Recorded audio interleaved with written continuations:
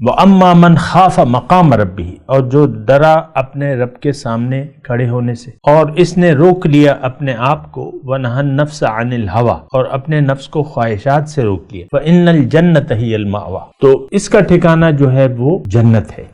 یہ ایک آیت ہے، بس ایک آیت بھی کافی ہوتی ہے۔ ویسے تو قرآن میں یہ جو میں مضمون اس انداز سے بہت زیادہ باتیں اللہ تعالیٰ نے فرمائی ہیں، بہت سی آیات ہے، لیکن وقت کی کمی کی وجہ سے ایک آیت میں میں اکتفا کرتا ہوں کہ حقیقت تو یہ ہے کہ امتحان کس بات کا ہے کہ آپ اپنے نفس کو خواہشات سے روک لیں۔ کیوں؟ کہ آپ نے آگے جانا ہے، آپ کی منزل دنیا نہیں ہے، آپ نے آگے جانا ہے، آپ نے اللہ سے ملاقات کرنی ہے۔ جب ملاقات کرنی ہے اور وہاں ملاقات میں آپ سے پوچھ گچھ ہوگی، آپ کا حساب ہوگا، تو آپ کا حساب اس وقت بہت آسان ہو جائے گا، اور عین ممکن ہے کہ اللہ تعالیٰ آپ کو بنا کسی حساب کتاب کے ہی بخشے۔ یہ بات نوٹ کر لیں صاحب نے کہا بھائی آپ نے کچھ حساب کتاب کا چھوڑا ہی نہیں، مال و جان اور سب کچھ اللہ کے یعنی قربان کر دیا، اب کس چیز کا حساب ہے؟ بہرحال میں وہ نہیں کہہ رہا، لیکن میں کم از کم یہ کہہ رہا ہوں کہ اللہ تعالیٰ آپ پل صراط سے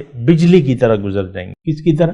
بجلی کی کڑک کی طرح، بس ایک کڑک ہوگی اور آپ بیڑا پار ہو جائے گا۔ یہاں بھی بیڑا پار ہو جاتا ہے، بہرحال وہ ایک الگ موضوع ہے، پھر بھی انشاءاللہ آ جائے گا، لیکن میں آپ کو اس وقت یہی کہہ رہا ہوں